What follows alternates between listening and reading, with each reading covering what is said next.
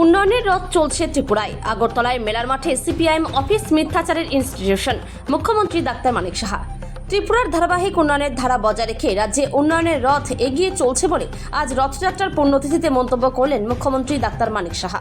রাজন্য আমলের স্মৃতি বিজড়িত বিভিন্ন প্রাচীন মন্দির সহ ত্রিপুরার ঐতিহাসিক ঐতিহ্যকে সংস্কার করে নতুন প্রজন্মের সামনে তুলে ধরার কাজ চলছে বলেও মুখ্যমন্ত্রী জানান। আজ রথযাত্রার শুভলগ্নে আগরতলার পুরাতন মোটর স্ট্যান্ড স্থিত নবরূপে সজ্জিত শ্রী শ্রী নৃসিংহ দেবতা ও শ্রী শ্রী রাম জানকী মন্দিরে রাজস্থান থেকে আনা নতুন বিগ্রহের প্রাণ প্রতিষ্ঠা করেন মুখ্যমন্ত্রী। এদিনের অনুষ্ঠানে মুখ্যমন্ত্রী ছাড়াও উপস্থিত ছিলেন আগরতলা পৌর নিগমের মেয়র তথা বিধায়ক দীপক মজুমদার, পশ্চিম ত্রিপুরা জেলার সভাধিপতি বিশ্বজিৎ শীল, পশ্চিম জেলার জেলাশাসক ডক্টর বিশাল কুমার, জেলা পুলিশ সুপার নমিত পাঠক সহ অন্যান্য বিশিষ্ট ব্যক্তিবর্গ এবং বহু ভক্ত অনুরাগী। ত্রিপুরা থেকে বিক্রম কর্মকারের রিপোর্ট, বিগ নিউজ বাংলা।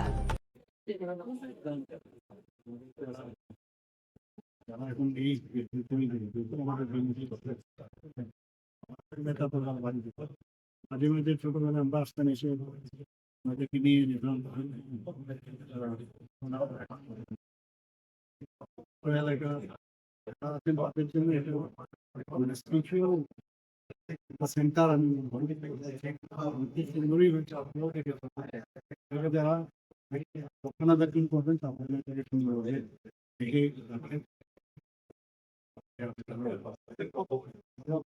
আমরা তো একদম ছোটবেলা থেকে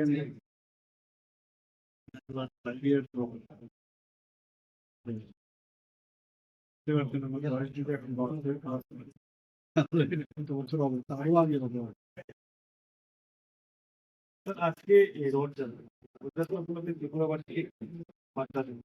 না অলরেডি তো আমার মেসেজ আমি দিয়েছি। কালকেও আমি মেলা করে গিয়েছিলাম ওইখানে বিগ্রহ, সেটা বাংলাদেশেও তো সেই বিগ্রহ সেখানে নিয়ে এসছে।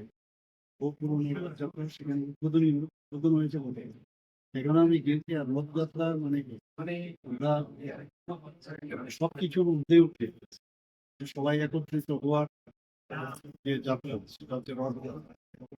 মানে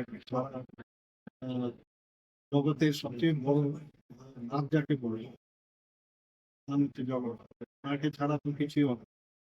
সেই জায়গায় আজকে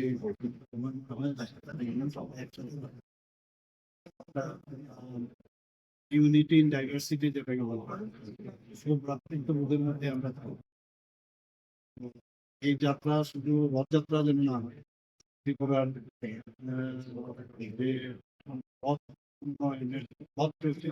সেই যাত্রা যেন সামনের দিকে মানুষের সুখ শান্তি সমৃদ্ধি নিয়ে সেই সবাই আমরা স্যার, রাজন্য স্মৃতিতে জড়িত অনেক কিছুই দেখা অ্যাবান্ডেন্ট পড়ে রয়েছে। আগে এগুলোকে দুর্যোগ করেছি এবং 1.5 কোটি টাকা খরচা হয়েছে, কমপ্লিট হয়েছে ছিল। সেজন্য আমলে জয়ন্ত প্রসাদ দেখুন কি সুন্দর হয়েছে। আমরা তো ঠিক করছি, সে রাজন্য আমলে দত্তপুরের সঙ্গে আমরা ঠিক করবো।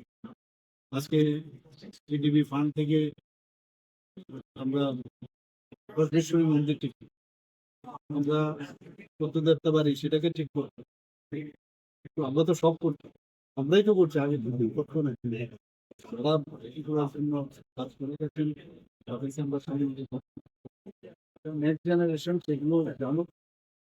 এবং আপনারা জানেন শ্রম প্যান যা হোয়াইট এলিফেন্টের অবস্থা, সেটাকে রেট্রো ফিটিং করে আমরা তখন এটা আমরা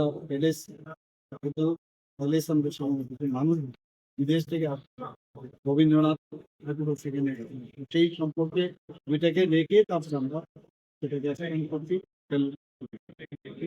এখানে যখন আসবে তখন বিভিন্ন জায়গায়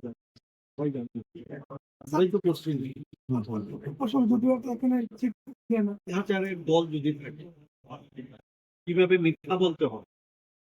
এবং আমি বারবার বলছি, এই মিথ্যাচারের ইনস্টিটিউশন হচ্ছে এই মেলার মাঠে যে মার্ক্সবাদী কমিউনিস্ট পার্টির পার্টি অফিস আছে এবং তার যে শাখা প্রশাখা আছে, তাদের যে সিচু বলুন বা অন্যান্য এসএফআই বলুন, সব ওটা ওদের মিথ্যাচার কিভাবে বলতে হয় এবং তারা যেভাবে প্রেজেন্ট করে ওরা ভেবেছে যে এইভাবে মানুষের সামনে যদি প্রেজেন্টেশন দেই, এবং ওনারা বলছেন যে একটা গুন্ডা সরকার যে কালকে ব্যবহার করলো, এর আগেও আমি দেখেছি ওনারা তো গুন্ডার মতো ব্যবহার করছেন।